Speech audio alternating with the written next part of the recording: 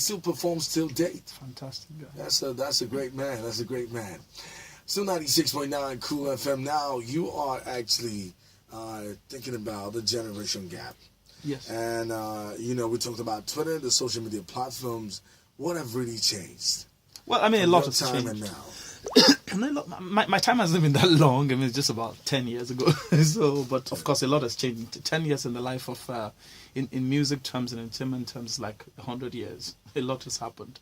That's different. But having said that, I feel that we need to do a lot more of the songs of our greats so they don't die.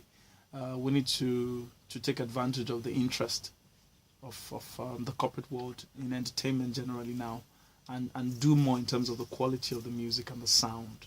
It's still not where we want it to be, but it's a lot better. I mean, we thank God for the kind of appreciation, the kind of love. Thank God for people like you on radio now. Thank God for people who understand the need to spread the sound. I say this all the time on every interview. Every time I'm abroad, especially in America, and I listen to a few names. I mean, I don't want to mention other radio stations on this platform, and I see that their countdowns have a potpourri of genres. They'll play rock, country, jazz, soul. You still throw in Jay-Z in there. You throw in Drake in there. I still hear Beyonce in there. I hear Rihanna in there.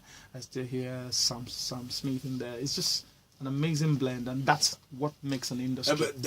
I just pray that our sound is not one. That's what the chart is about, though. That's what, the chart these days. If you check the Billboard Top 100, it's not restricted to kind of music. It's all depends on which song is blown. Yeah, but maybe for a few platforms in this part, it's almost like you could almost think it's the same artist from the first song to the last. So we need to work that and give more sounds, more kinds of music opportunity. I think we need a lot more education as well. We need to be educated about the sound. Well, do you play the instruments? Yeah, I play the drums. Wow, very well. Well, I've lost touch now because I've done more singing and writing. Okay. Anyways, you want to talk about the album? Oh yeah, I mean, as you said, the album has the two of them. It has a guy called Brandon Camphor for the gospel people. Brandon Camphor is like the lead guy from Brooklyn Tabernacle Choir. Wow. They're like a Grammy Award winning chorale. They've done not just gospel, they've done background music for a lot of top American acts for major inspirational sports type music.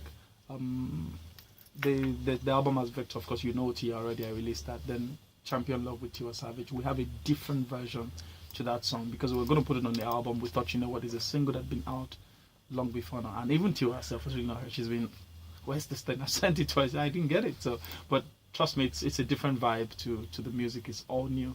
And there you have it. You have how long did you take to put the album together? I would say over 2 years, almost 3 years. Not because we were working all the time, but because people's schedules, time, myself, I was doing so many other things. So you do a bit, you leave it for 2, 3, 4 months, you come back again and just keep doing things. Okay. The 96.9 Cool FM, 10 up Tuesday, and I thought it was a good thing to bring Tosin Martins on the show. The album is out, and we're going to play a few songs on it. We just want to go on a quick break. We'll be right back on the show. We're still Gio to the team on the Midday Oasis with Tosin Martins.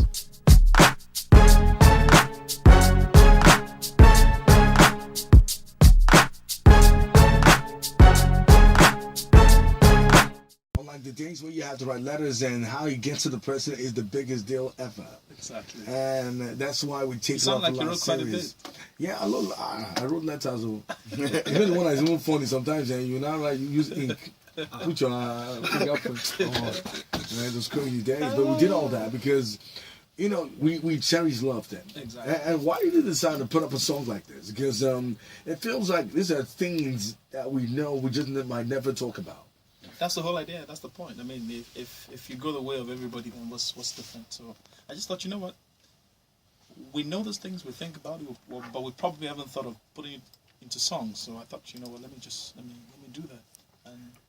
And what was Wajid perfect in that song? Why do you think Wajid was a perfect person you did to put on the song? Well, because it's partly a love song also, apart from an issue-based song talking about the days of letter writing.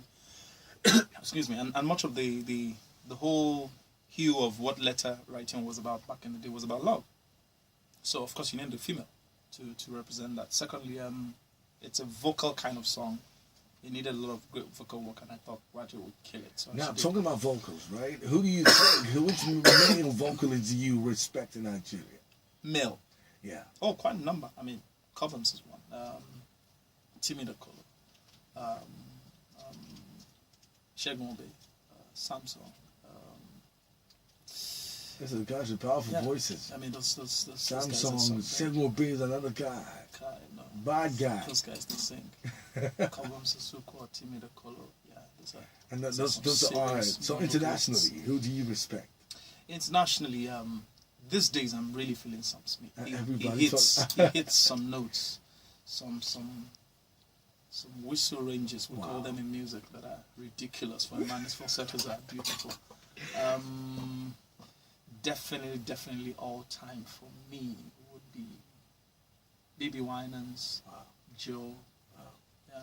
Yeah, everybody's feeling Sam Smith, and I could honestly tell you that he deserved every plaque he got at the Grammys. Yeah, I thought he should have gotten more, actually. Because, funny enough, we just found out he was just a different artist from nowhere. Who's this guy? He sings and you wonder, who the hell is this guy? No, but I think it's the resurgence of that kind of music.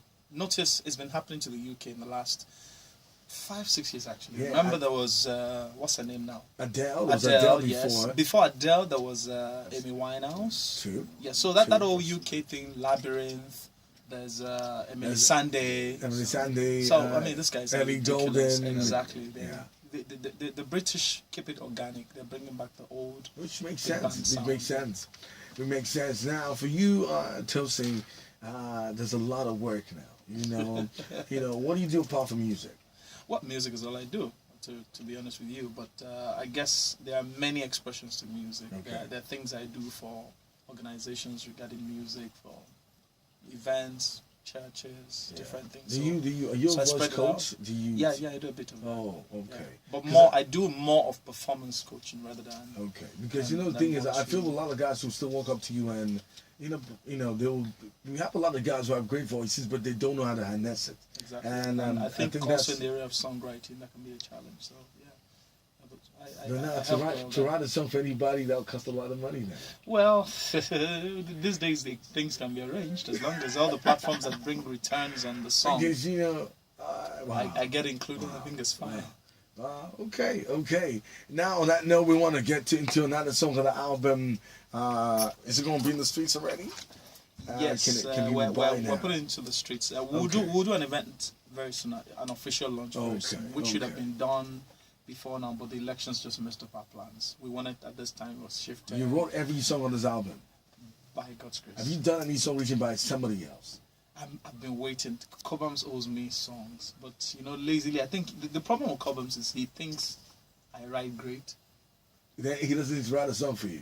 Yes, that's the problem I have with him. I get that feeling. So it's unfair. He just holds back when it comes to some great guys from this album that worked on this album, Mastercraft. Yes, Mastercraft did. Wale. Wow. Saz, you did a joint with Saz. Yes, Dami Lauren. I want to play that song. Let me see. I want to play it. Dami Lauren was done by Saz.